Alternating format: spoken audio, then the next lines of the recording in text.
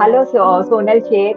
Thank you for joining us today. I'm so excited to hear your journey of overcoming back pain with yoga and mindfulness. So, welcome to this channel. Now, can you Thank share you. a little about your life before yoga? How was your back pain affecting your daily routine and your emotional well-being? Okay. So I thank you, Pushpalata ji, for calling me on your channel. And to share, to begin with, I would like to tell you that it all started when I delivered a baby.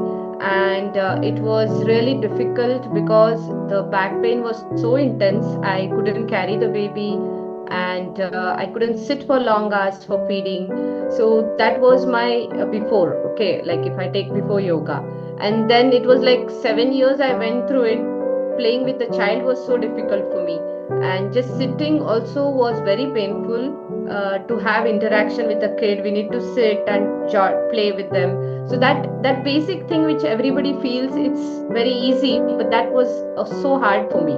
And that all was really painful, and that's when I started, no, it can't be like this, I can't continue like this.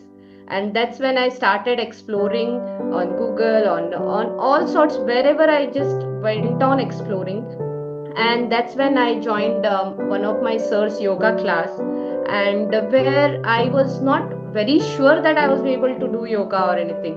But then he started with mindfulness, and then it was about the mind also. So like I was thinking, okay, it's cesarean, I will have a back pain. That was the mindset which I had, and it turned out like that. So first we need to work on our mind, what I thought.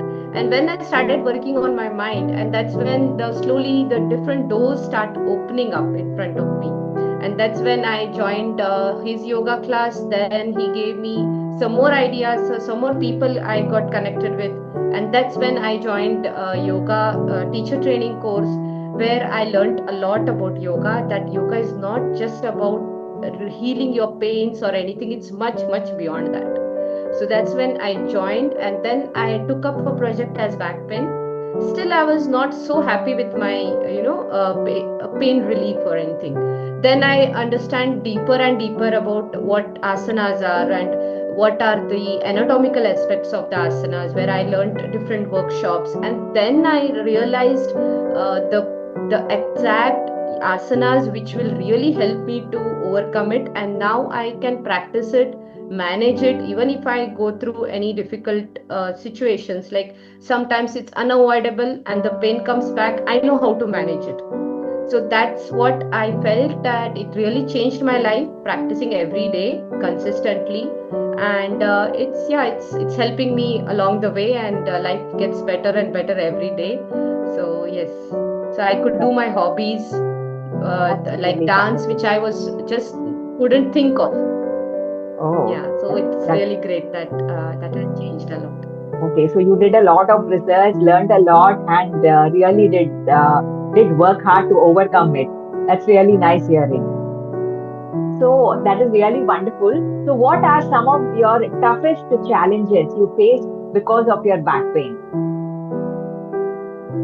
So yes, like I shared that carrying a baby was very difficult, and as a mother, carrying a baby is the first thing which you would always want to do, and that was challenging. I couldn't sit for long hours for feeding, so that was one of the challenge which I had. Play with the baby, and sit down and relax with the child. So that was my challenge, I would say. Okay, okay. So can you share a story of one everyday activity that you thought you would never do again, but now you can? Yeah, so I had never thought that I will join Bharatanatyam class. Actually, I had tried the Kathak once, but then I said no, the back pain is not going to allow me to do it. And then one of my dance teachers, she just encouraged me, and then when I started with it, with my yoga, it was not so difficult, and I Oh, can manage that well. that is a good beginning. So that is really wonderful.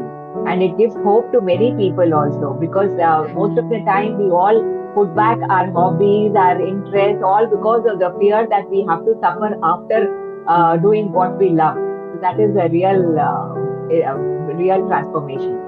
So if you could describe your transformation in one word or phrase, what would it be? I would say not giving up hope. So never give up hope.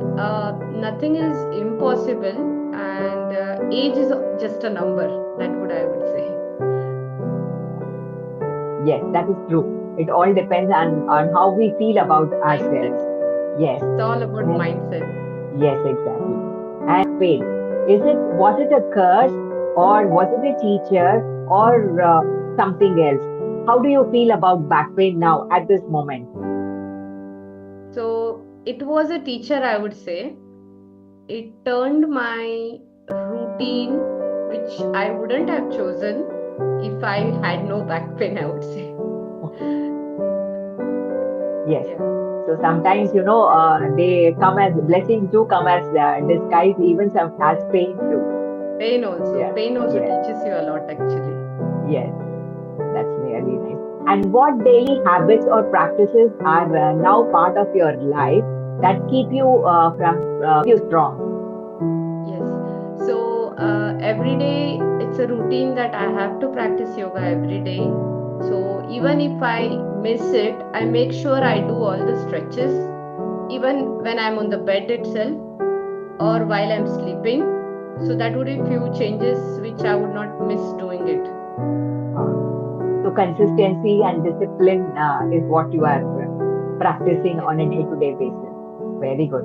And if your pain tries to come back, so how will you handle it differently now? Yeah, so I know what stretches I must be doing, and I know the pain point, why it caused and how it caused. So I know the root cause. Okay, this particular activity I have overdone it, and then I know that I have to reduce it, or I have to do the stretches or yoga more and strengthen more better way. Okay. Oh, that is nice. That is mainly you're being aware, aware of every movement and every activity of yours. That is Correct. really good. Yeah. And what message would you like to give to someone who's struggling with back pain, so that who feels hopeless right now? So my message for it is like for them is never give up hope. That is one thing which I always tell. And the another thing is you have to have an inward journey and understand your body more than anything else. Understand how your posture is, how you're walking, and be mindful. So that's what I say. Mindful yoga is really going to help because you are walking with awareness, you're doing things with awareness, even in the kitchen counter or anywhere you are with awareness. So you know, like you're stretching your I mean you're holding your muscles or you're releasing or whatever activity you're doing, you should be mindful. And even if you get distracted, you have to come back to it. That should be your intention, and not give up and just sit back, because that's going to make it worse than better. So at least every day, one little asanas or one little 5 minutes workout or stretch outs, whatever you can do. Just do it consistently for every day. That's what I would suggest people. That is a simple message giving lot of hope to most of the women because most of the time we fear, oh, exercise means we have to go to the gym or go running, walking, which we don't have time. So this is something which you have to share in a very practical way. So thank you so much, Sonal Seth. Thank you for joining me, and we'll look forward to meeting you more and often with lots of tips and many more sessions of hope.